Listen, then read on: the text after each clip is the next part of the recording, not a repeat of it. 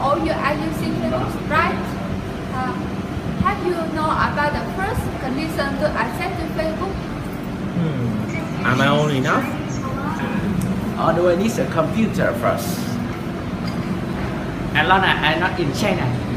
I think you wrongly say that age restriction or having a suitable device, but the most crucial one is the internet.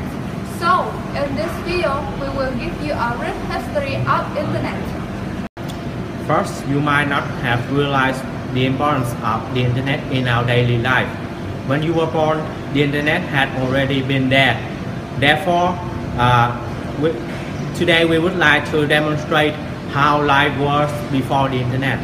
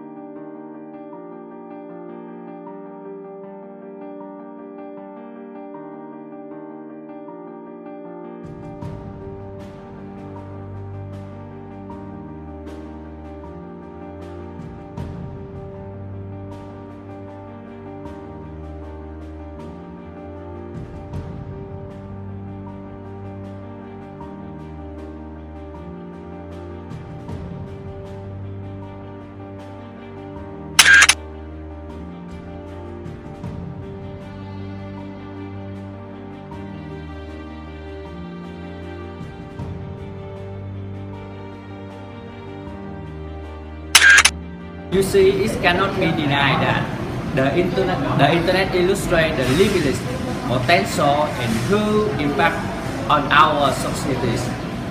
Now the question is, what more it can do for us in the future? To answer the question, we will use the confused way. To understand the future, we must study the past.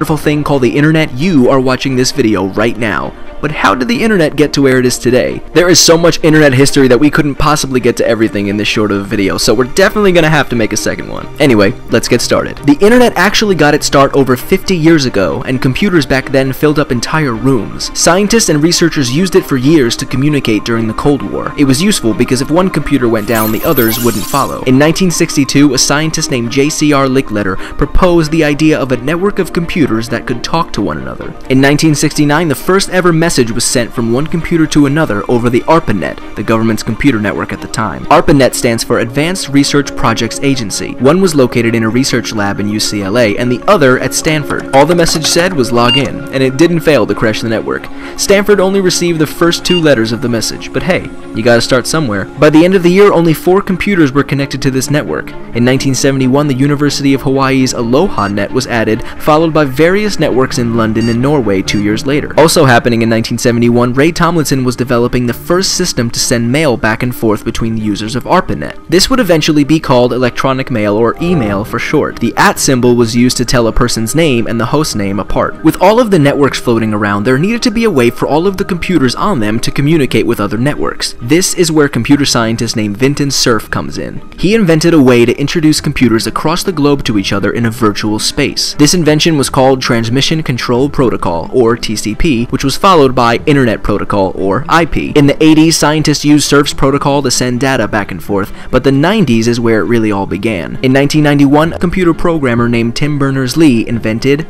the World Wide Web. This wasn't just a data sharing space for scientists anymore, this was an entire network of information that was accessible to anyone with an internet connection. So as you can see, the internet has provided us many services that we do not have in the past. And the Nikola Tesla had envisioned our world in the future, about the world that everything is connected. What is it? Today we call that technology is the Internet of Things. So you may very hard to understand or very dark about the world that everything is connected, right? So why don't just let us show you a few examples.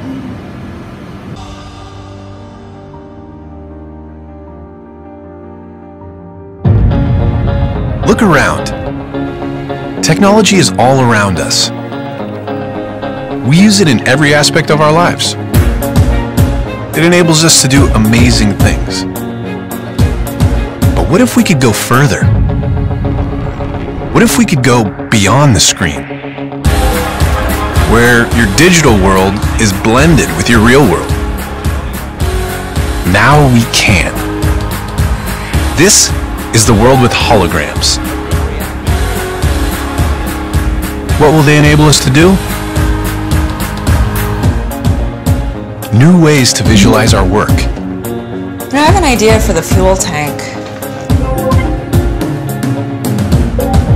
New ways to share ideas with each other. How are things going your end? I just put the images in OneDrive. Perfect.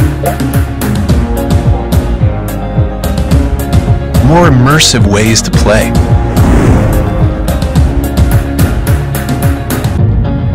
New ways to teach and learn. So put the new trap in the place of the old one. Now what? And tighten here and here. New ways to collaborate and explore the places we've never been. Look at this formation. Let's take a closer look.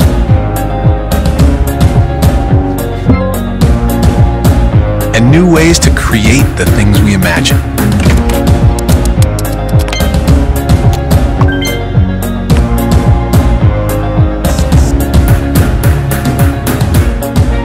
Because when you change the way you see the world, you can change the world you see.